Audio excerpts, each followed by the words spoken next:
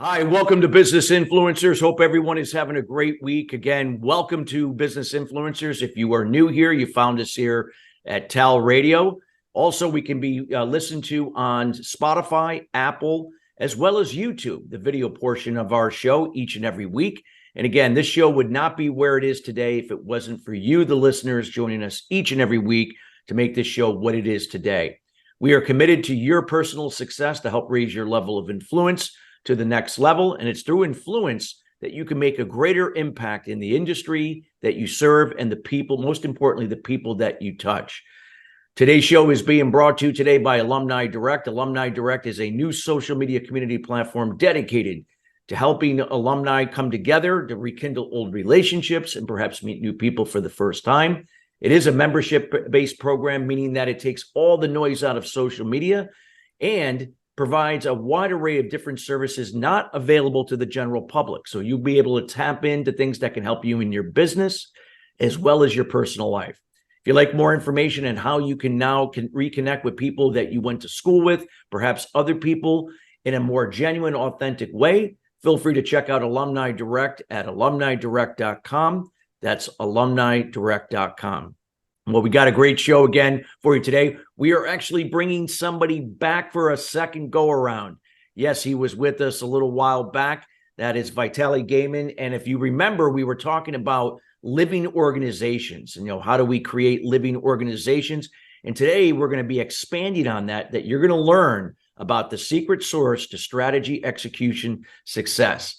Vitally is a strategy execution consultant. His work involves liberating CEOs from being the only ones who can make high-level decisions, freeing up their time to be more strategic and creative.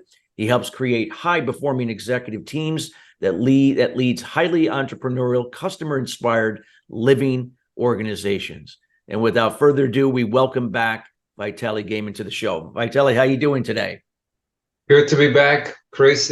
We had really fun last time, so I couldn't wait till this time. Absolutely. Well, round two, here we go. Let's do, you had talked about in the first show, and I'm sure people have, that are listening have listened to that show and watched it on YouTube. And we talked about creating, living organizations. Let's talk about, this secret source to strategy, execution, success. How do we now put it into motion and execute it so that those organizations are moving forward? As an executive myself, I spent a lot of time thinking about this and a lot of time being pressured by the board and the directors to execute, right? So what I found is the reason for my existence as an executive. It doesn't matter what level of organization, where you're CEO or you're a department head, or even if you're a team leader, right? It doesn't matter. It doesn't have to be executive. You could be a manager. Is to produce certain results. They hire you to produce results. Now, how you produce results, that's a different matter. And we often get stuck about the how, and we forget that my neck, this beautiful neck that I have, is on the line if results are not there. I mean, sometimes it's within 3 months, I'm out of there, right? So it was that cutthroat, particularly I was in telecommunication, it was deregulated, and my quarterly results were scrutinized by everybody, not just by direct boss, by the board, by my peers, everyone. So when we talk about creating high performance, it's not just nice, high performance in terms of human resource management. It's like, Urbit, where are your profit margins? What's your cash flow? What's your market penetration? Where are your new products? So these are the measurements of high performance by the board. And damn it, where are my returns? I've invested a lot of money. I want a certain return. How long am I going to wait for it, right? So this is the kind of pressure that executives are finding themselves. And while I'm all about, creating sustainable returns, sustainable companies, I also understand that most CEOs need to create very definite results, and sooner than later. That's the problem. Usually we talk about it like, okay, maybe we're going in the right direction, but it's taking us years. We don't have years today because the market is forcing us to be much quicker, respond much quicker to the environment. And those organizations that can't respond quickly, they very slowly die off. Literally 50% of organizations have been dying as organizations. So sorry to take that long journey, but I wanted to emphasize that this is all about business results, because sometimes a lot of people interpret me as kind of a softy guy, right? Now, the secret sauce, I'm going to get straight to the secret sauce, is the soft stuff, and that's why it's so contradictory, right? It's not the soft stuff; it's integrating the soft stuff into the hard stuff, right? So what I just talked to you about is the hard stuff.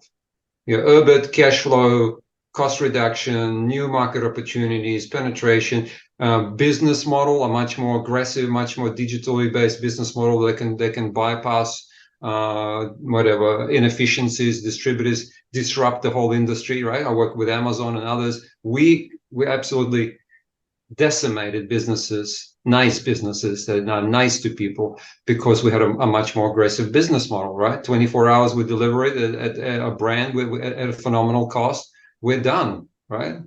So how do businesses compete, right, with such gorillas who are now extremely effective at what they do, and how do they create the performance given they don't have that much time? If you don't do this, if you don't disrupt yourself, somebody will disrupt you and industries like manufacturing, like printing, like the old industry, like banking, they're getting disrupted left, right, and center, right?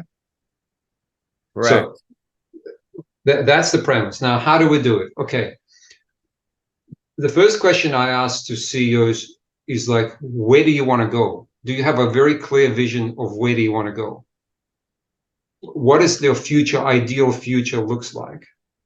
Can you quantify it? Can you qualify it? Can you write an article how it feels to be already there? So you may position yourself for where you want to go. What does that feel like, right? What do you need to change in the company?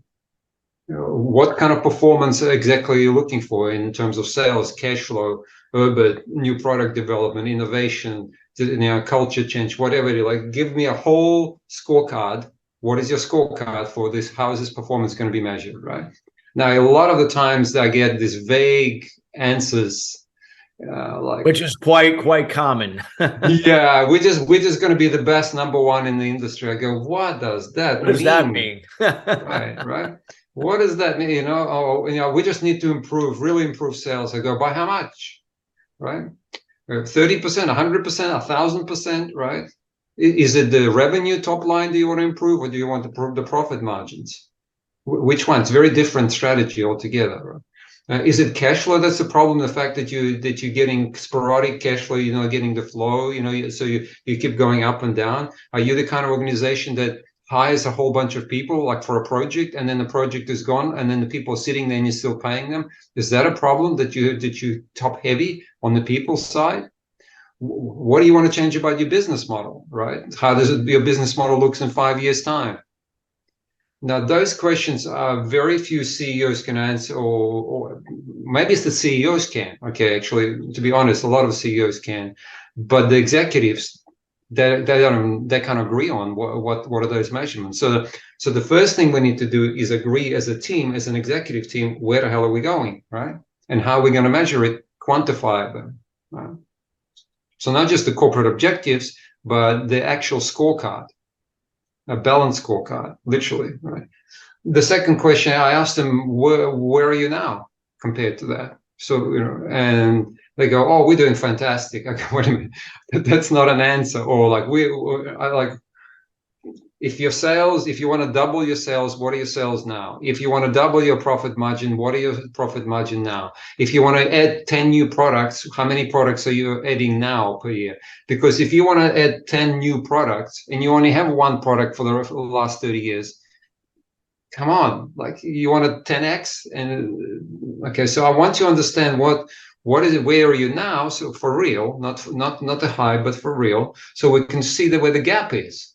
Right? Because once we understand that, we go, oh, I get it. For the last 10 years, you only really had one major product line.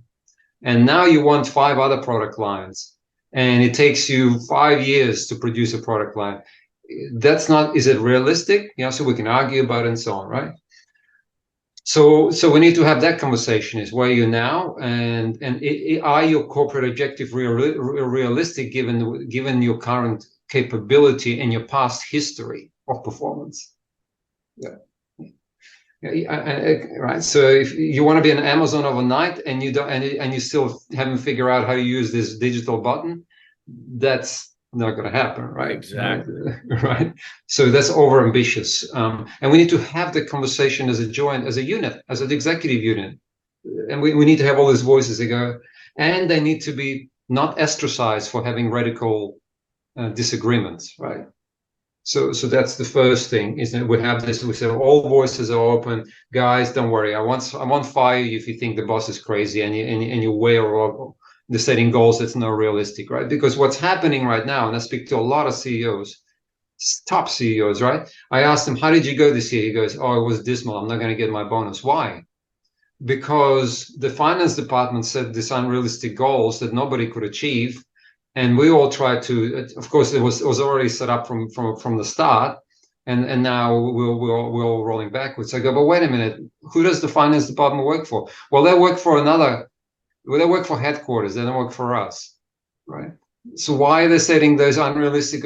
Because they don't care. The better goals they set, the better they look. But it's not. But nothing to do with reality, right? And I'm going, this is insane. Like, you guys are like, you're working for the same company. He goes, yeah, we kind of work for the same. They work for headquarters. They don't work for us. Yeah. You see what's happening? We're literally setting up the secret sauce. First of all, is yes, to understand where we're going and do it together. Together, the finance department is working for you as a business unit, not for the headquarters, right? Yeah. Yeah. And that's often the problem, because as companies grow, they start being siloed. They start have these weird structures. Well, Right. that's the thing. As they get larger, they become siloed, and then the communication is just siloed in those areas, and it's not getting from one silo to another, and further, causes issues. They don't know who they're working for. That's the problem. Let me also, so we already described, we clearly where we know where we're going, where we are now. There are other things I want to know: is who do you serve? Who do you serve for every department, right? And the answer is very simple. You serve your customer, right? It could be an internal customer. So if the finance department, they don't speak to income, but their customer is the business unit, right? Yes. Not the boss, not the CEO, the chairman, or whatever, right? They serve the business units. If the financial objectives are not in alignment with the business unit, then they're driving them crazy. They're setting unrealistic expectation for them and they will fail. And that's not that's a disaster. That's why strategies don't execute. Well, that's one of the reasons why strategies don't execute, because we don't have alignment. We're not understanding each other, right? So let's say, so now I get alignment. I go, guys, we need to talk to each other. You need to understand who's the customer. And the same thing for the business unit. Who are the customers? So these are the 10 corporates. These are the 10 corporations, and then there's a whole bunch of small business. Great. But there could be another customer. Who are their customers? So sometimes we need to serve not just there, but if it's a B2B, they also have customers, and we need to worry about all the way down the chain of. Right. Yeah. So that's another discussion we have. So now we know who we serve and why we serve, why we do it. Now the critical part is the second question is, okay, now we know who we serve, where we're going, where we are now. We very understand the gap. Here is where the real problems start to begin, right? Very often you say, okay, well, I know what to do now, right? I know what to do now. Right now our sales are X. We need to double the sales, and we know who the customers are. We just need more customers. That's simple, just get more customers, more revenue. I go, okay, that's one way of doing it, but what if you keep the same customers and grow a number of products? Okay, maybe that's another problem. What if you don't? What if you just improve your profit margin by adding value-added services to your existing products? Okay, that's another one. What if you change your whole business model from having one-off projects, which basically go boom, bust, boom, bust, boom, bust, right, to having subscription services that continuously provide you with cash flow? That's also a way of growth, right? Have you thought about all these alternatives? Yeah, Okay, well, I guess now we're back to square one again. Now there's many ways to grow, right? So we have that discussion, which one is, and maybe, so you see how it's not always just what it seems at the start, right? Even your Exactly. object. Yeah, I keep questioning him, good question. So assume now we agreed on the business model, how we're going to grow and so on. Everybody's now, first of all, now we have more alignment because we have a broader knowledge of what we're doing, right? We have a deeper understanding of who we're dealing with. Then the question I asked them, okay, now you've chosen your particular strategies. We're going to grow a number of products. We're going to add more products, and at the same time, we're going to add a few more customers. Big corporate customers, not the small ones. We know which ones. We really precisely know what we're doing. Fine, great. Then the question is, what resources do you have to do this? Do you need more resources? And I go, yeah, we'll hire a couple of sales guys and a couple of product development guys. We'll be good. I go, okay, all right. So it's just a product development. You don't need anything else. I go, yeah. And the typical conversation I have with them is like, can you afford the sales guys, the top sales guys? Oh, no, we can't afford the top sales guy. Can you afford particularly if it's a small organization, can you afford another 3 product development managers at $450,000 each? What? 450? No, we're okay. I go, yeah, a good product developer, a good sales guy is half $500,000 plus commissions. He goes, no, we're a small, medium-sized company. What are you talking about? I go, yeah, wake up, reality. So what are you going to do? How are you going to hire these people? You have no brand. You're not IBM or Google and so on. How are you going to get them? So I question them on the strategy, right? I go, huh? They go, you mean I can't afford one? I go, no, you can't afford one. Well, you tell me, right? So now now we have a strategy that's unsustainable, right? In reality. In reality, when we actually on Monday we're going to start hiring people, we can't afford them. No, even if we could afford them, right? They don't want us these days. It's really hard to hire top people because they want brand name, they want flexi hours, they want to work from home, they want to work only part time, right? The top guys, right? Because they know their value, right? These days. Exactly. Yeah. So now we have a problem. We said, Jesus, even if we wanted to implement this strategy, we can't because even if we could afford, we can't find them. Right. So I go, wake up, reality. This is the secret sauce. Maybe we need to think about how we can become more attractive as a company to top performers, so that we do attract We them. do attract those types of talent. Yeah, so that's a different conversation. They go, okay, well, how do we do that? We're a small company. I go, well, have you thought about having really attractive work culture? Really, I said, have you thought about why people are not attracted to you? Have you surveyed the people why they're not attracted, or why those who are left? Why did they leave? Do you really doing accident? And the 3 answers are McKinsey survey of 3,000 or I can't remember, thousands of people. I don't like the boss.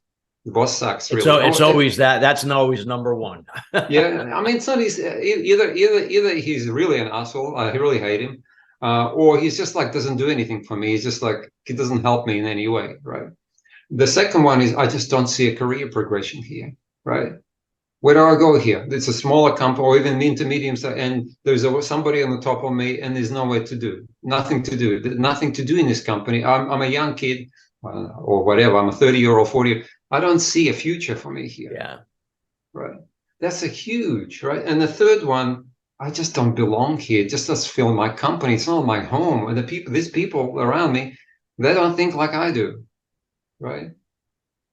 No, and nobody cares about nobody. Everybody's going corporate objective, but nobody really cares about anything, right? They're going through the motions.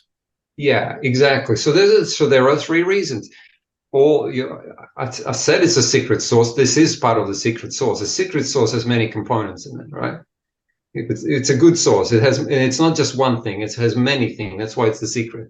That's hard to break, right? So the clarity of purpose, clarity of vision, understanding realistically where you're now, scorecard, right? And then, how do we attract people? How do we retain people? If you didn't lose them, you won't have to attract them half of the time. right? So why are they leaving? Because no future, they don't like the boss, and it don't belong there, right? So now we need to address those issues. These are serious issues. And then here comes the big one, okay? Here comes probably the biggest one. I usually ask myself a question. Listen, these are very intelligent people. These CEOs are not, they understand all this. Like when I speak to them about it, they go, oh, of course, I know everything you said, I already know, Vitally. You haven't told me nothing new. I go, then why haven't you addressed these issues? You had, I mean, over 20 years, let's say you've been running a company, you had plenty of time to develop a culture that will attract people, to really understand, to do all of these things, right? What's happening? And this is what I concluded, right? Even though we have good-hearted CEOs who really love people and they love the customers, and in general, we have really great CEOs overall, right? They approach the organization from a point of a machine. They still think like they're optimizing a machine, right? And I'll explain you what I mean, right? So I'm an engineer, and when I used to run organizations, I said, oh, I know how to get best performance. I will look at the system, every part of the system, and optimize it. Tighter sales, better operation, more communication here. I'll put a CRM here. I'll put an ERP system here. I'll have better data flow. And these are all important, actually, critically important elements, right? Better data flow. Everybody understands how to make decisions. And this is but now this is the basics. It used to be that this was like, oh my God, we're creating data-based organization, decision-making. This is what Amazon eats for breakfast. I mean, this is how I was born on that. Right? Yep. On that, it presumes you already have all the data, AI, algorithms, analytics, business analytics to wazoo. You analyze everything, you make decisions on numbers and so on. You're not going to compete on them on that. You have no chance. This is like, you just have to catch up, right? That's not a competitive advantage anymore. It's a must. Yep. So, okay, and they go, oh, geez, that's going to take us 5 years to get to that must, right? I go, yep. Okay, so that's a must, guys. You just got to do it.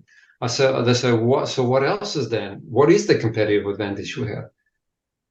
The answer, Chris, why don't you tell me what's the competitive advantage you have for a small company? The competitive, I could be wrong in the term, but it's always going to be the people. I mean, people, you got systems and processes, but which are going to, be tools and resources to move things along. But if your people are not developed and the communication along with it, then you're just going through, it's just managing the problem as always. Yeah. So you're correct. You're on the right track. If you're managing a machine, you don't think of people as people. I mean, how can you think they're just a cog in the wheel, and you program it and you get their skills right and the boxes right for them to work in. You're operational manager, you do these roles, responsibilities, you put them in there. Production lines is off, right? Switch on the production line and they're all going to do their own thing. Good luck. First of all, that doesn't work that way. They just don't, right? If you can't program people, they're not programmable, right? Because they're weird and they do all things and they don't communicate that. And this guy's having an attitude problem, and this guy doesn't want to work at all, and right. So you're having all this and this guy doesn't understand what he's doing there and what the corporate, So you have all of these issues with people. But even more importantly, right, to get the performance, we assume that if we pay them and we interviewed them and we hired them for a job and they seem like a professional, they will do a professional job. Would that be a good assumption? Yeah. Right. Hey, you're a professional, Chris. I mean, you're a sales professional. Yeah. I just paid you $500,000. Why wouldn't you do a good job, right? Yeah. And you come from IBM, right? Yeah.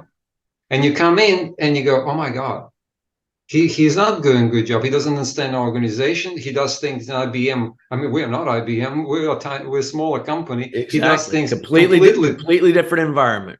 Yeah. I said, and I just paid him all this money, and he's just not doing what I want him to do, right? And he's not that professional either. It happens, right? Because your titles doesn't mean anything, but your experience and what you act, right? So you go, oh Jesus, now I'm in strife, right? Because I'm paying out a lot of money to my labor. Yeah, it's like cost me 60% of my overheads on labor, but they're not doing what I want them to do. Yeah. Right. So, and I go, well, wake up to reality. This is, unfortunately, this machine cannot be programmed that way. You know, even if you got the right specs for the people, they come on the job, they don't know what they're doing. It's a new environment, they're going to have to learn and so on, right? So if we switch our understanding of organization more like a developmental, it's like it's a living person that we need to train continuously. You know, it needs to learn. Doesn't matter what it did before, right? And we just take into account that when we're going to hire people, or forget about hiring our existing people, as we change products, as we change markets, as we try to go in a new direction, we're going to have to train and develop those people to get to that level. They are not 90% of the time, they're going to be quite a few notches below to where they need to be. Yeah. And if you don't take it into account, it's a living organization. It's you know, you need to develop it. You're screwed, because you basically have not taken account one of the major resource allocations, and it's not just a young girl who's going to teach him like communication skills. That's the other thing. I go, oh yeah, but I sent him on a communication course. I spent a whole $1,000. I go, wow. I mean, I get that communication, but it's not about communication. I mean, it's one small developmental skill. There are hundreds of developmental skills. Let me describe you now. Now we go one level deeper. Yeah, if you could do that, because we're getting towards the end. So I want to make sure that you fit that in. So I want to let people know how to get in contact to get more information and how to execute, a living organization. The website is quantumleaders.com, quantumleaders.com. Download white paper on the living organization. Everything is there. We're done. Right. So, but I want to get that one important part. Yes. The way to develop people is by allowing them to make their own contribution, to set their own goals, stretch goals. Simple as that, right? You cannot develop them by sending them on training course. They need to be developed on the job, and they need to figure out how they want to contribute to overall goal. Everybody needs to have their own contribution agreement, contribution stretch goals. And the role of the manager needs to shift from operating the machine, the dictatorial guy with a stick, to a coach facilitator. If that doesn't happen, if that shift doesn't happen, they will not do this properly, right? They'll use this contribution agreements, which is our new tool, as a stick anyway, right? So the mindset needs to shift of the whole organization, and in particular the managers at the bottom. Hey, I'm developing these people. They need to step up and feel like they need to contribute. When that happens, the organization shifts into different gear, right? It will take a year or 2 years, depending how big your organization, but the performance levels go up through the roof. Yeah. Wow, powerful stuff. And I know there's so much more we could dive into this, Vitaly, even at a deeper level, but it really paints a picture of what's happening, but what can be better if we really have a better understanding of the vision, as you said, long term, that starts at the CEO level, and again filtering this down right down to each of the business units and down to the individual level when it comes to not only putting together goals, but really clearly defining them, specific, clear, and concise, and using systems and processes to execute on each of them, but individually, team-wise, and then overall as an organization. So true. And the main thing is, because the goals are useless, actually meaningless, unless people go and contribute to them and find how they can contribute to them. That's the only part that I said literally something new here is, hey, how do we get contribution from the people? And we need to literally quantify that and make them say, I want to do this. This is my stretch goal, right? Own it. Before we conclude, I want to thank you again for joining us here for the second go around with talking about the secret sauce to strategy, execution, success, as continuation about creating a high performance living organization that you talked about in the first show. Again, before we conclude, can you please mention again where they can find more information, how they can get in contact with you again? Yes, quantumleaders.com. You can download a white paper right at the top there on the living organization. Fabulous. We highly encourage everybody listening and those listening later to download that white paper, get to know quantum leaders more, reach out to Vitally also on LinkedIn. Again, this is some great information, no matter if you're a small company to a Fortune 500 level. This is critical because your success going into the next decade is going to be imperative if you are adopting these types of principles to move forward. That way you're not left behind. Again, we want to thank you listeners joining us each and every week here with Business Influencers. Again, we are committed to bringing subject matter experts like Vitally in to share their words of wisdoms to help elevate your business and level of influence to the next level. Again, if you have any ideas that you'd like to run by us in terms of content, feel free to reach out to us at chris@christophersalem.com. We'd be more than welcome to entertain that for a future show. Until then, everybody, have a great rest of your week, and we'll see you next week. Have a great day.